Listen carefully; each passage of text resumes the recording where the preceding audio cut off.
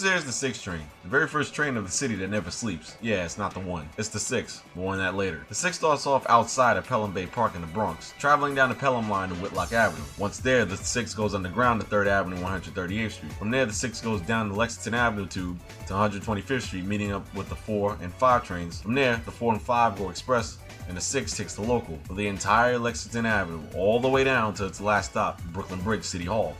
That there is the last stop of the 6, or so we thought. Boomerang trip.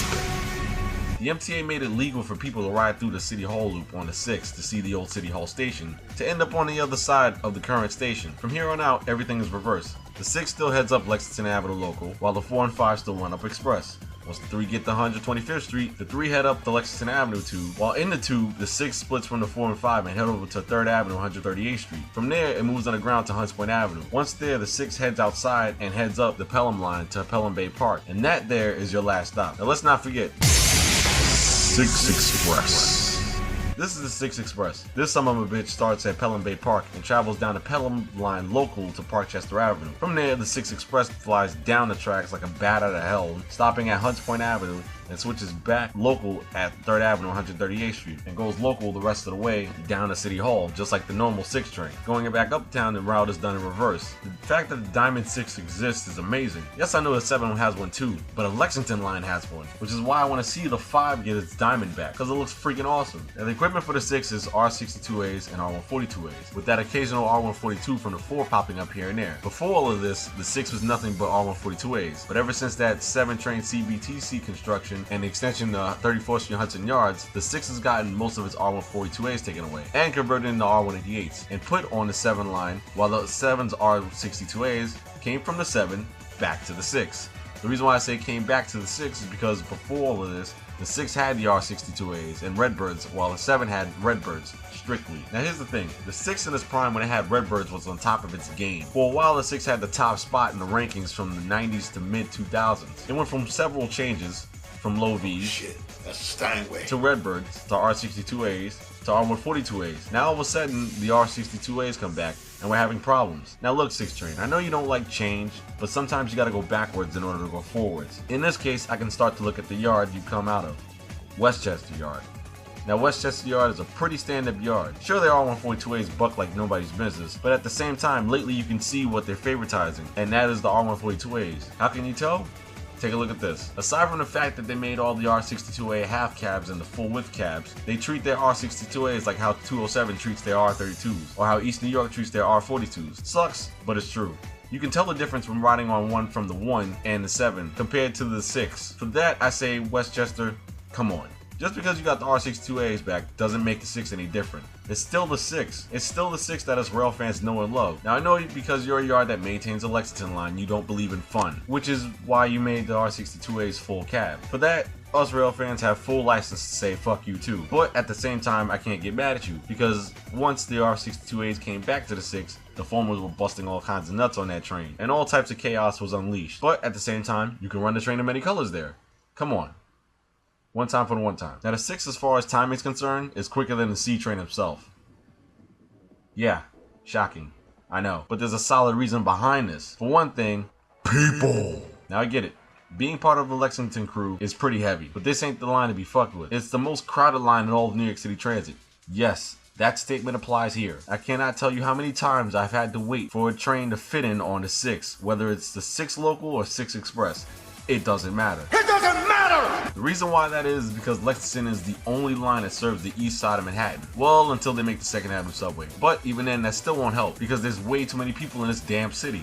Over 9 million as it is. Plus, you know damn well that Lexington Avenue got way too much train traffic for this shit. Both express and local have 2 trains running on it. The 4 and 5 on the express track, and the 6 express and the 6 local on the local track. So in actuality, that map should say 4, 5, 6, and 6 Diamond. Yeah, it's a peak direction train, but that train has its own sets. That's why the 6 express is so freaking cool. It's basically using whatever equipment from the 6 local. Yeah, but once it's on the 6 express, it becomes its own train. That's the thing about this. You gotta look at the larger picture.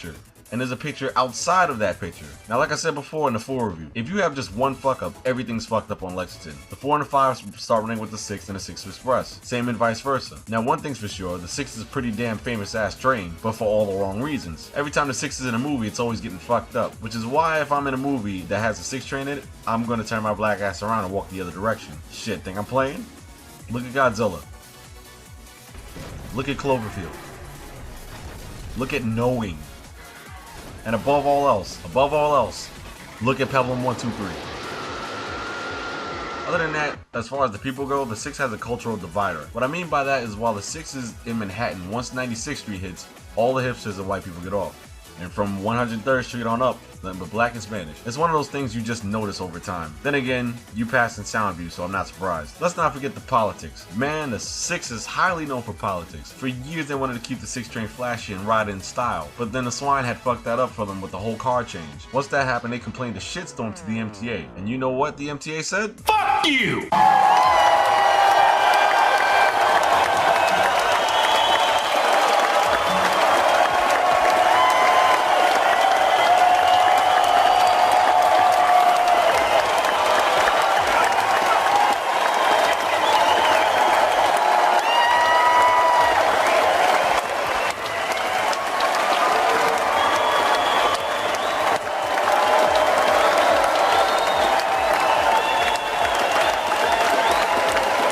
That's what the fuck I'm talking about. That's the MTA we've all been waiting for. Welcome to New York fucking City, you ain't shit politicians. And now, of course, I gotta do it. History trip. Let's do this. On October 27, 1904, City Hall Station was open here in New York, and from that, the 6 train was born. Back in that time, the fare was 5 cents, which is why I said the 1 isn't the oldest. Also, local and express service opened on the original subway in Manhattan, following the route of the present IRT Lexington Avenue Line, from City Hall to Grand Central 42nd Street. From there, the service traveled west on 42nd Street on the route of the now 42nd Street shuttle, then north of the present IRT 7th Avenue line to 145th Street. The current H configuration with separate services along Lexington Avenue and Broadway 7th Avenue was introduced in 1917. Full Lexington Avenue local service from City Hall to 125th Street opened July 17th, 1918. On August 1st, 1918, 3rd Avenue 138th Street station opened with trains running between there and City Hall, making all stops. On January 17, 1919, trains were extended from 138th Street to Hunts Point Avenue, and on May 30th, 1920, 6 service was extended to Parkchester. On October 24th, 1920, 6 service was extended again to Westchester Square, and then on December 20th, 1920, 6 service was extended to Pelham Bay Park. From that point on, the current 6 service was all formed. All trains ran local between Pelham Bay Park and Brooklyn Bridge, with some trains terminating at the City Hall Loop. By 1934, service south of City Hall Station had been discontinued, and late night service ran from Pelham Bay Park to 125th Street only. The late night express service from the 4 ran local for the first time of that year. On December 31st, 1945, City Hall Station closed, with the former Brooklyn Bridge Station renamed to Brooklyn Bridge City Hall, being the permanent southern terminal. However, the 6 train still uses the loop to get from the southbound platform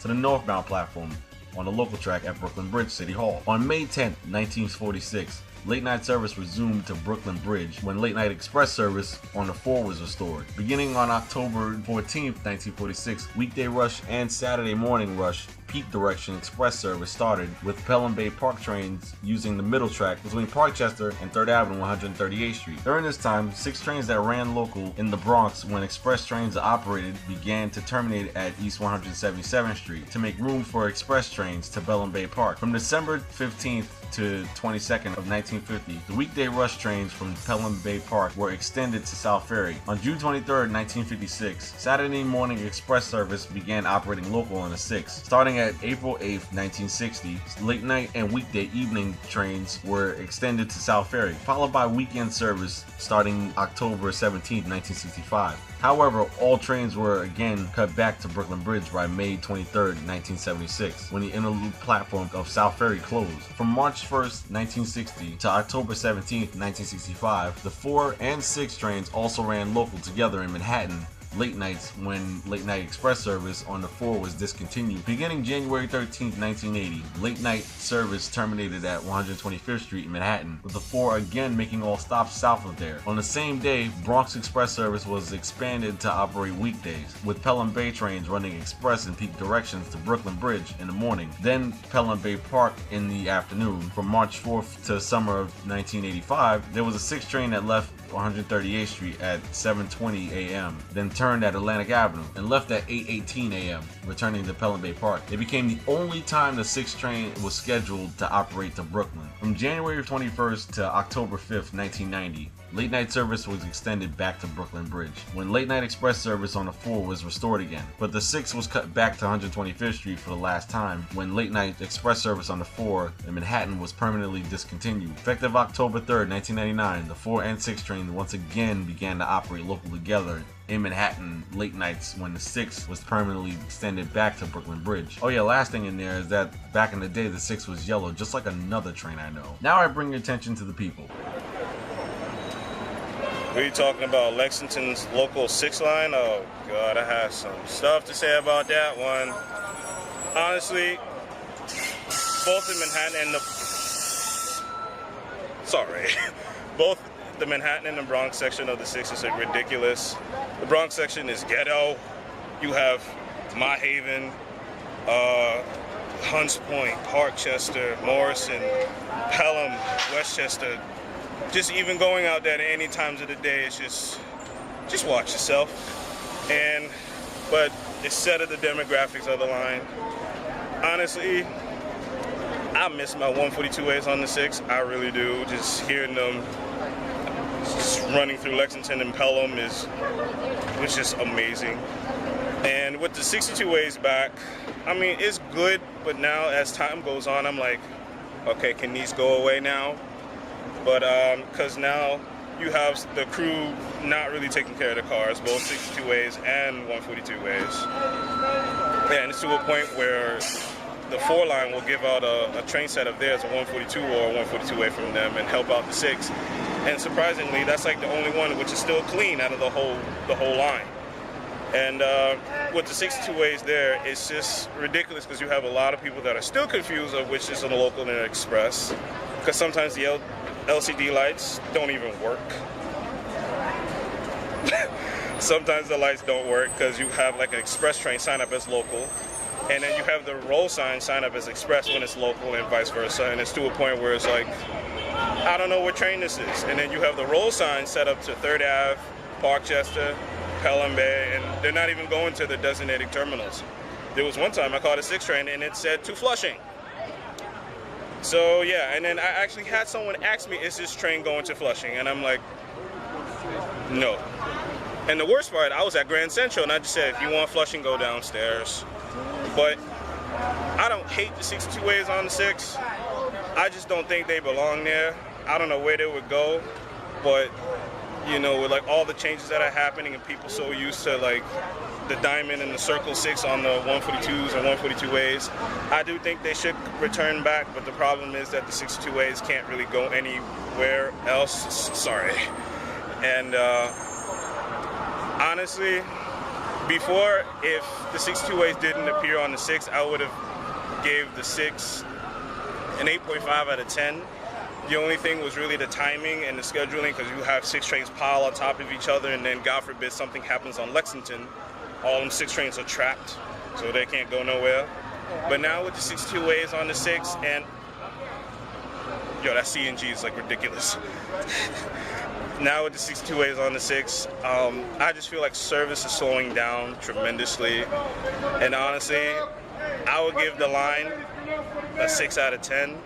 It can do better if the crew just, you know, really prepared the cars to the destination they're supposed to be, and, you know, just inspect the cars and make sure the cars are in tip-top shape.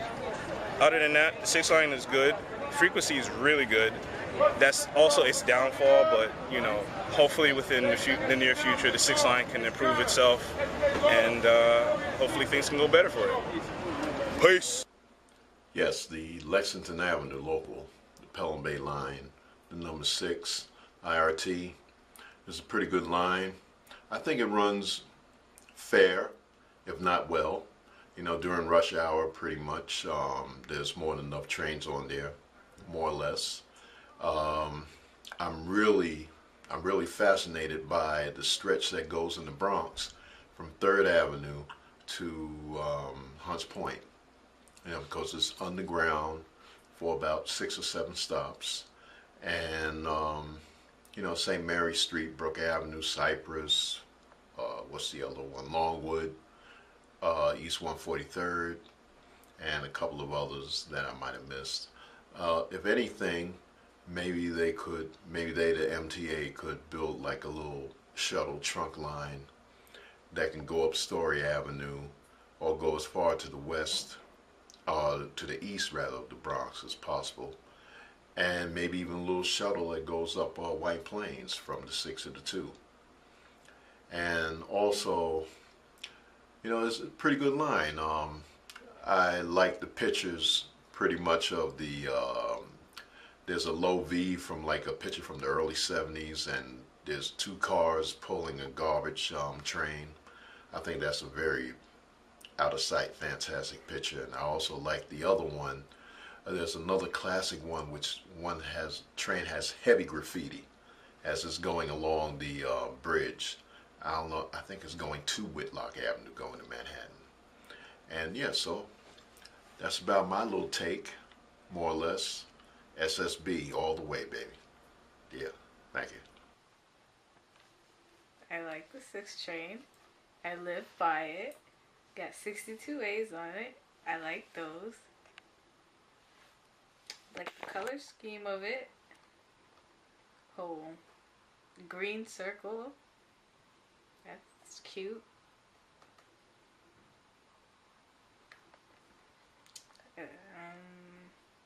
It's fun to take.